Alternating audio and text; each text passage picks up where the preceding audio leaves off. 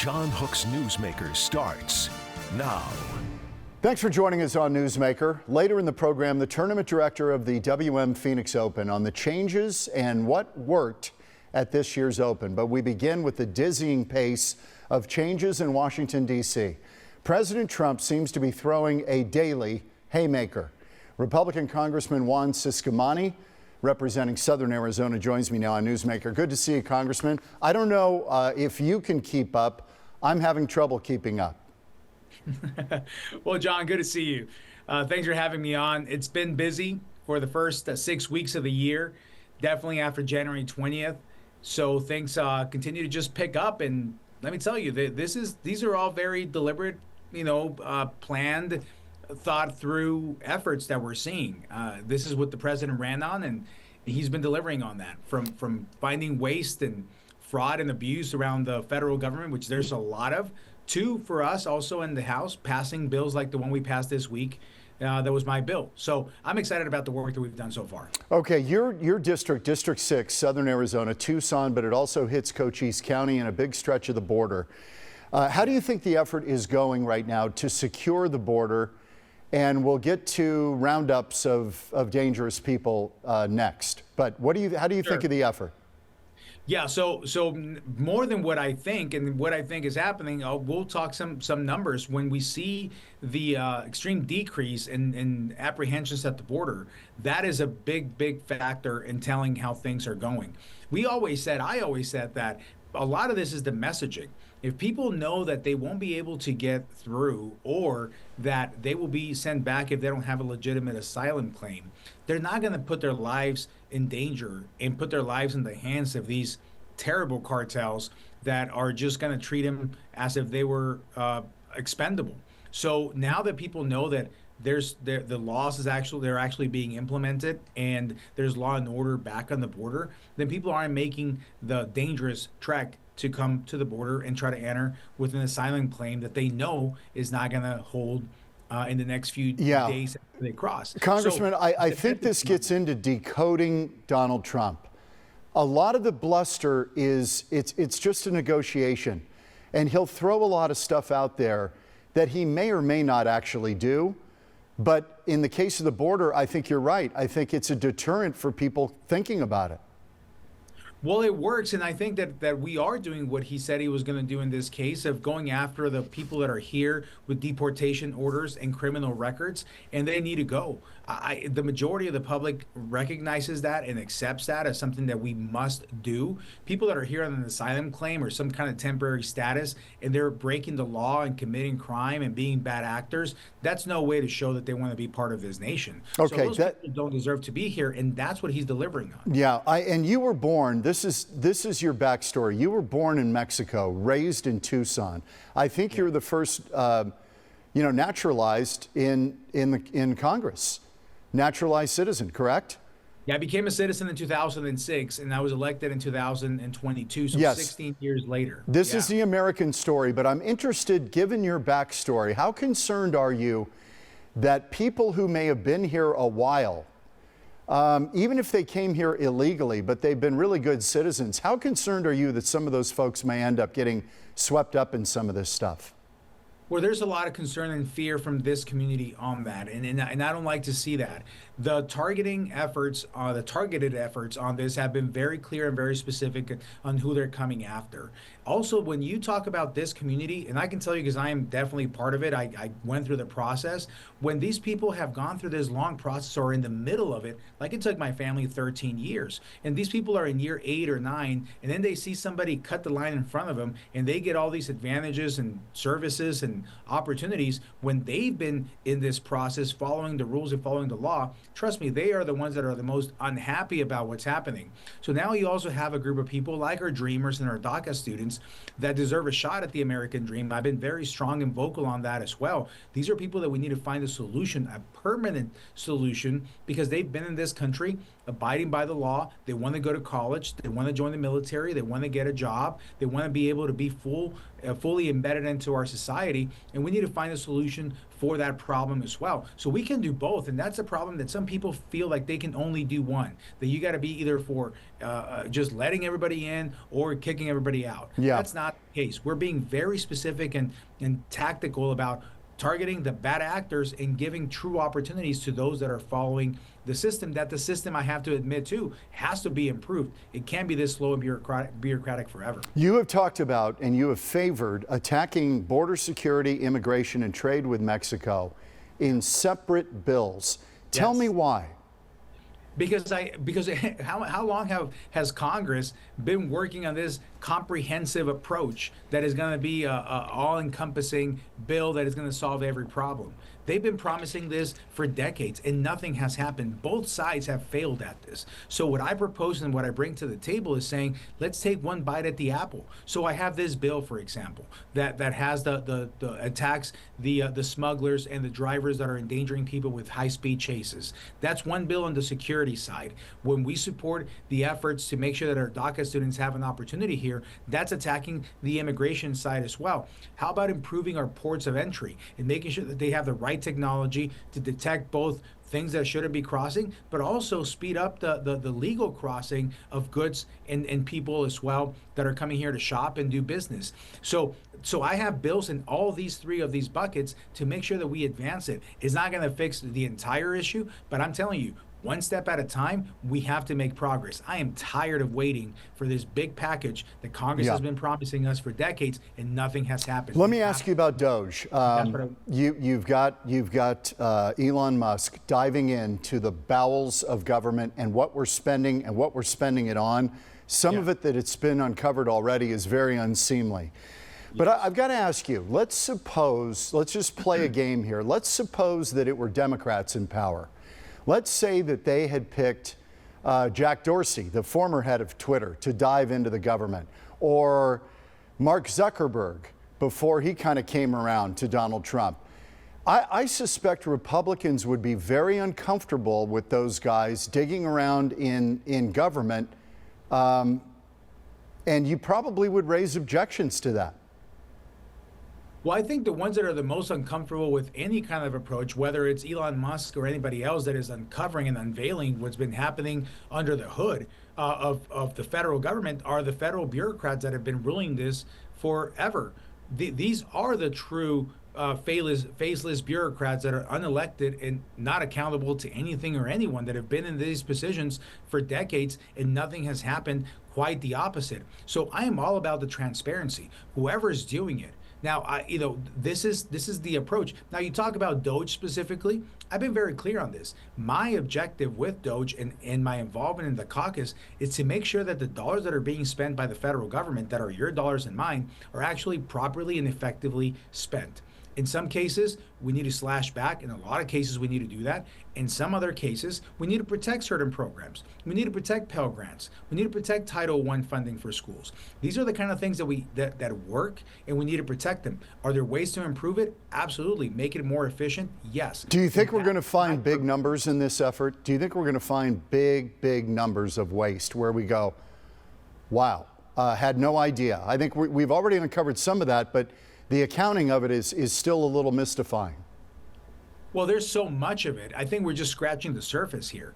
Well, I'm in the VA committee as well, and the amounts of bonuses that are given to executives within the VA, dollars that we allocate for services for our veterans, that actually they're getting stuck in the bureaucracy of paying for these bonuses, is staggering. Now, does it make a dent to the national debt? Not that one alone, but when you add it all up, it starts unveiling more and more and more. Some price tags are in the billions, some are in the millions, but we have to unveil all of it and make sure that we're responsible. We've got about a minute left, and I had to throw this at you because it cracked me up. This was at the White House, and I don't even know the event. It may have been men and women's sports, but the president recognized you, and this got a little weird, and I've got to ask your opinion about it. Take a look. Juan Ciscomani, Arizona. Where are you, Juan? Hello, Juan. Stand up, Juan. You look so good. You always look good. So the president, now granted, he's got 535 names to sort out between the House and the Senate. Yeah. But he got your name wrong. I mean, what do you do? Do you go up and correct him later and say, Mr. President, by the way, it's Ciscomani? We actually talked the following morning. We were at the National Prayer Breakfast, and I saw him on the way out. We ran into each other, and we laughed about it. So he knows what my last name is, and he knew that wasn't it. But I got to tell you, he recognized every member of Congress in that room, and then he joked about complimented me on the way that I looked then, which was not something that I was expecting, but it was a great event, and it was very much him. And when he goes off the script, it's fun to watch. Congressman Juan Ciscomani, good to see you. Congratulations on your second term, and we will chat soon. Thanks a lot, John. I'll talk to you soon. I appreciate it. Thank you. When we come back, Matt Mooney, tournament chairman of the Phoenix Open, on the changes made this year that seem to keep the nonsense to a minimum. That's next.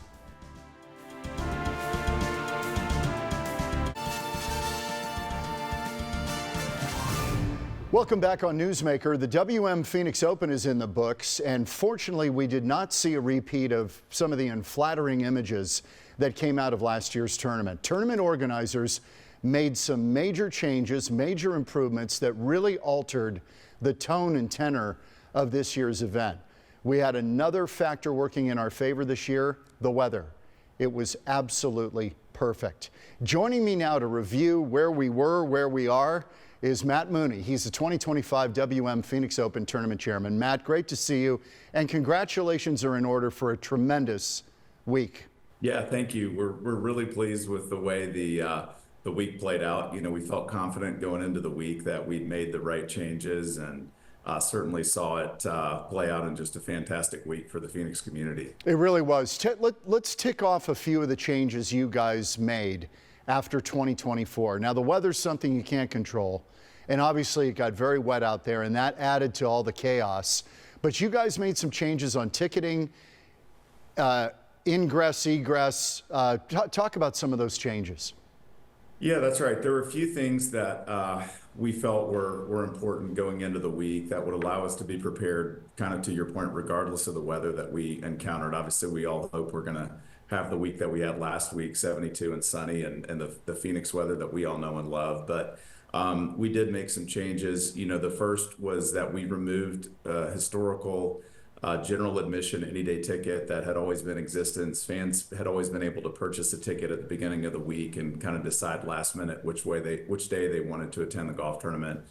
Fans now had to purchase a day-specific general admission ticket, and that really just allows us to make sure that we're curating the exact number of fans that we want each day to ensure the fan experience is of the quality that we expect, that our fans expect. And so that was great. From an infrastructure perspective, we did a couple of things that I think will benefit us long-term moving forward. One was that we added an additional entrance, now our third entrance to the golf course, but this one is strategically located off of Greenway Hayden Loop, just north of the Frank Lloyd Wright intersection. We've got an increasing amount of traffic entering the golf tournament from the south by foot, and so it gives those fans an option to enter the golf tournament without having to walk around to the main entrance. But importantly, it puts fans into the golf course right at the 18th tee.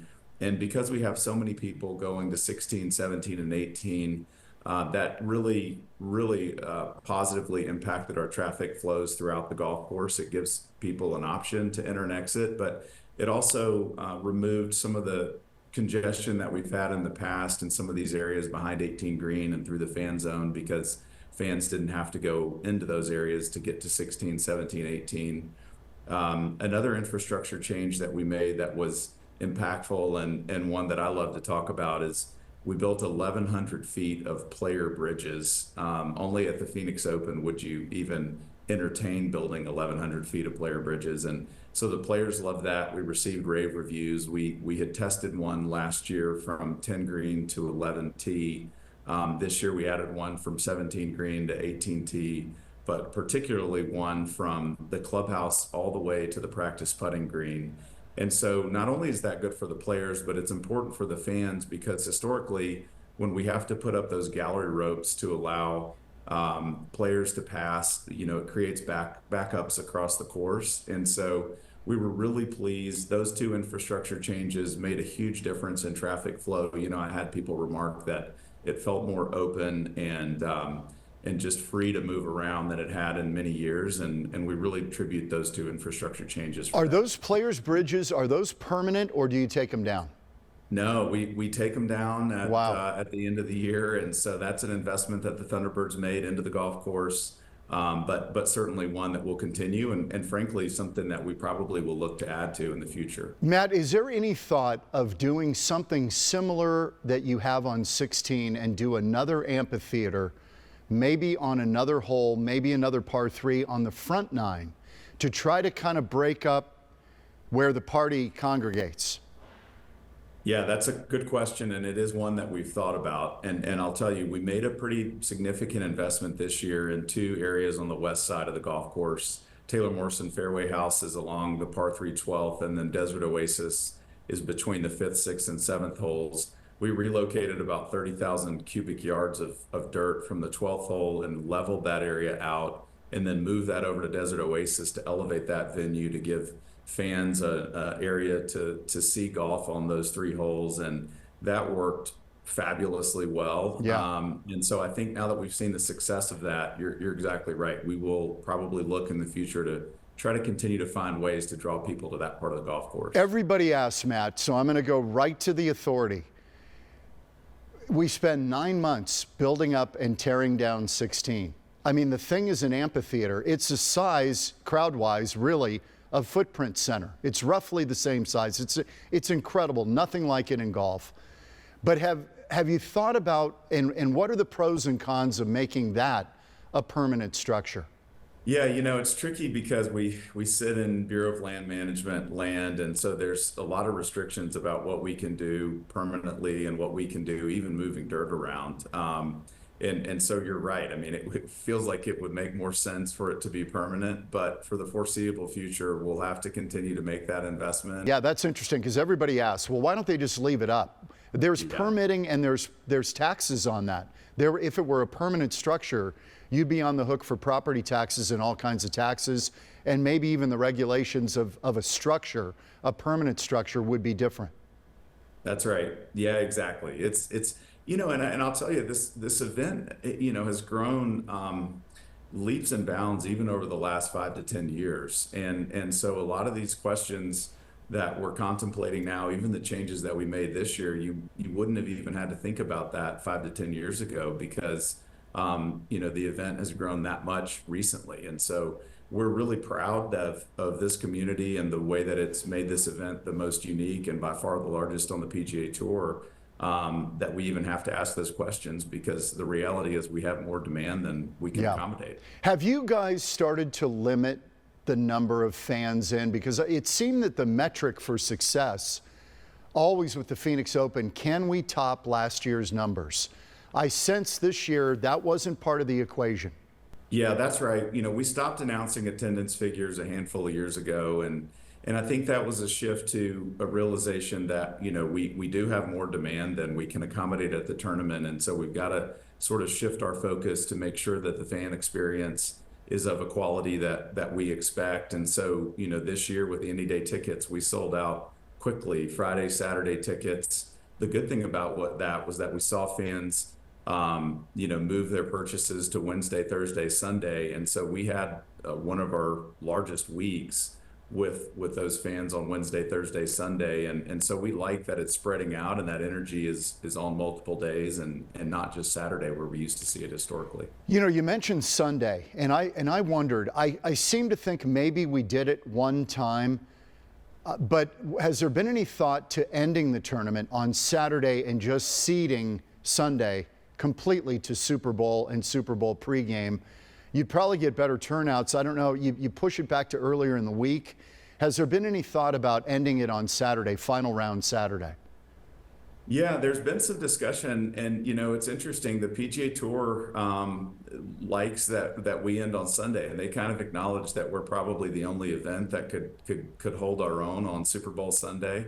We just got our PGA Tour, our TV ratings back, and we were at 2.9 million viewers this year, Wow. which was up 500,000 over last year. That at a time when TV ratings have been struggling across the PGA Tour. And so it's a testament to the event that it's able to continue to draw those kinds of eyeballs as the lead into the Super Bowl. Why do you think those numbers were up this year? Because Detry had a big lead. The tournament really wasn't in doubt for the last hour or so. Why do you think the numbers were so good this year? Yeah, I said that to our team. You know, I wish we could have seen what the numbers would have been if it had been, you know, a closer finish. And so it's even more powerful that it's a first-time winner and a 7-stroke kind of runaway victory. You know, I think, and it's funny, I had buddies texting me all throughout the broadcast. I think people are sitting all across the country in cold, snowy conditions. And when we have that kind of beautiful, sunny Phoenix weather that we all know and love, I think it draws extra eyeballs. Oh, that's interesting. That's like eyeballs. It's eye candy for the majority of the country that doesn't have this kind of weather. It's kind of like when we tune in and the numbers go up for a football game in the driving snow. That's right. I think that's exactly right. Yeah. Okay. Were there any discussions with CBS, the Tour, Golf Channel, all the broadcast entities? Did you guys have any discussions to say, hey, let's try to tone down kind of the party images that you guys are putting out. Let's try to keep it focused on golf. It's still the People's Open, but we don't want to focus on the outrageous. Yeah, you know, we didn't talk about it specifically on the broadcast, but certainly coming out of last year, I think there was a focus across all of those organizations that we wanted to make sure, you know, the fans put themselves and put the event in the best light this year. And I'll tell you, we were really pleased with just the overall tenor of the tournament. I think that it was electric. It was everything that we want it to be, but it was respectful. And, you know, we just didn't have the behavioral issues that, you know, we saw portrayed on social media last year. Certainly 72 and sunny helps with that a lot, but I think the changes helped a lot because it just spread people out a little bit more. You know, part of what we ran into last year was because 2/3 of the golf course was impassable, it jammed people onto cart paths and there just wasn't room for people to spread out. You played collegiate golf at Mississippi State, so you're an accomplished player. You know golf well, it's in your blood. How did the players feel about this compared to last year? And did they also kind of get in your ear and say, I think we got to dial this back a little bit. It's gone too far? Yeah, so Chance Cosby, our executive director, and I actually flew to Riviera Tuesday a year ago. So 2 days after the last putt dropped on the 24 event, we had a chance to sit down with the Player Advisory Council. We wanted to hear directly from them their thoughts on the event. You know, overwhelmingly, the feedback in that meeting was more positive than we expected. I think the reality is, you know, they had experienced the same conditions that we all did and knew how unique and frankly unprecedented that was for this event. And so their feedback was, you know, let's make tweaks on the margin, but we love this week. We want to come play in that, you know, electric environment. We only get it 1 week a year on tour. We love it. I agree. I think you hit the mark. Final thing, Matt, and I don't know the answer to this. Why do you think it is that this spectacle ended up in Phoenix? How did we become the place where this only happens?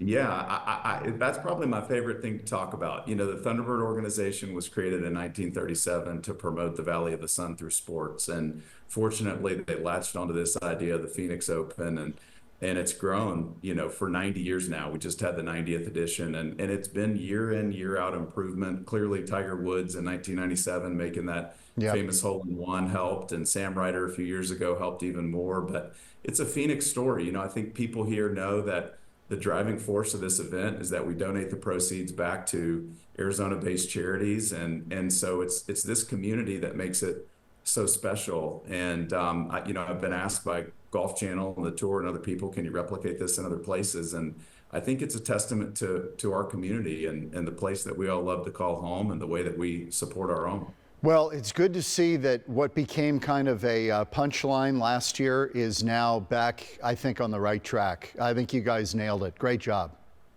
Well, thank you. We appreciate your support, and we're proud about where we're positioned and look forward to continue to push this thing forward moving ahead. Thunderbird Tournament Chairman Matt Mooney on Newsmaker. Great to see you, Matt. Continued success. Great to see you. Thanks for the opportunity. Thank you. We'll be back in a minute on Newsmaker.